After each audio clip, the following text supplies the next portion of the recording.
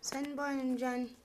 Ngizozama ungayibuki-ke la live yami yokuqala ke ngizokhuluma ukuthi yini registration namhlanje. So usuku lami lokuqala uzama ukushare information engiyaziyo malungana nokuregister kwama-creche. So ngizocela ukuthi siyishare le video mangabe sesiqedile ukuyibukela, especially kubantu esibaziyo ukuthi banama-creche ngasemakhaya, ogogo,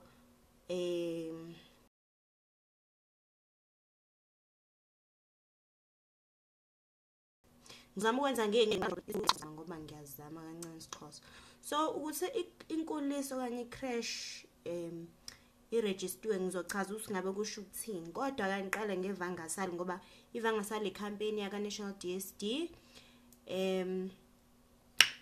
eqalwe ngo-June last year, yalontsha ngesikhathi bengakwazi ukureacha ama-creche okanye ukufinyelela inkulisa ngenxa ye-pandemic.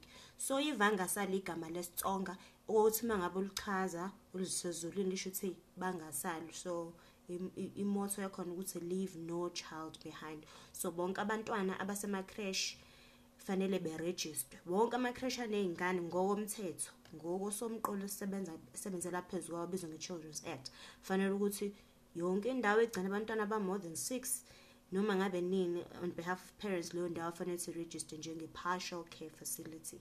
Ngizochaza ukuthi kusho ukuthini ukuthi u-registered as a partial care facility, iziphi iy'tifiketi oyidingayo ukuthi uzube nazo e-creche. Ngibhalele ke la kwi-post engaphambili kwaleyo, I think ngibize ngo-P1 leyo, le ngizoyibiza ngo-P2 ukuze soyabo izohamba kanjalo ngokuhleleka. Kukhona inumber esikwazi ukuthi siyisave ibizwa ngeVangasali WhatsApp support line. Uzoyithatha leyo number 0633414515. Leyo number uzoyisave ku WhatsApp, uyisave as Vangasali bese uyangena ku WhatsApp masusune data usende igama elithi Vangasali njengoba libhaliwe nje kwi-status update, njengoba nje ngilibiza nje ngesiZulu uthi Vangasali. Uzobe usuthola ilink ke wena, uzobuya back wena uklikha kuleyo link u-opte in ukuze bangazulususa phela uline uma ukuthi wena uyasiblocker later on. Bese emva kwalokho uzosima usuqedile uku-opta in bese uyakhetha kunama option amabili wamanje ukuchoose isiNgisi, English noma isiZulu.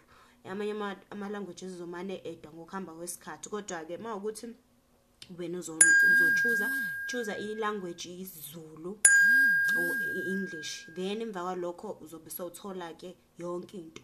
Okubalekile ngale number ukuthi amagama abhalwe ngosonhlamvukazi okanye ama-capital letters futhi aba in bold okanye acaciswa kamnyama, iwona azokunikeza i-content uma uphendula. Ngenze isibonelo, uzothumela igama elithi Vangasali kuzobuya into eshoyo ukuthi okay sawamukela nawe ulwazi uthi ufuna ukwazi ngama-creche nokuthi ebhaliswa kanjani, kube khona what, no how, no when. So wena uzoresponda ngalelo gama ukuthi uzolibona libhalwe ngokugqamile futhi libhalwe ngosonhlamvukazi isikhathi esiningi. So lo line udesignela ukuthi ngesikhathi usekhaya uzokwazi ukuthi ufunde ukuthi yini ukubhalisa, ngoba abantu abaningi abagcina abantwana ema-creche abazi ukuthi kuyini ukuthi uregistered, uyini inkulisa, yebo. So kuchazwa leyo process ke ezweni lonke. Le project iya implementwa manje la eSouth Africa, yonke indawo la kuregister khona ama-creche, ama-office nama-social worker basebenzisa i-process eyodwa ne-application pack efanayo nama-documents awodwa ukuze egcineni indlela esibhalisa ngazo inkulisa ibe indlela eyodwa ke. So uzosebenzisa lawo ma-details ke lawo abhaliwe lapho ngezansi ukuze uzokwazi ukuthola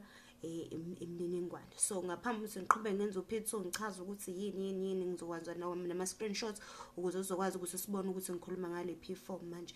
Lama video ngiwenza ngoba abantu bayangicela ukuthi ngibe na something abazokwazi ba refer kuyona ngesikhathi ngingakwazi kuba khona nje mina khona ngami ngesiqo sami. Okay, so ngiyathemba uzosizakala uma une-creche noma khona umuntu one-creche register kanjani creche yakho. Okay, thanks.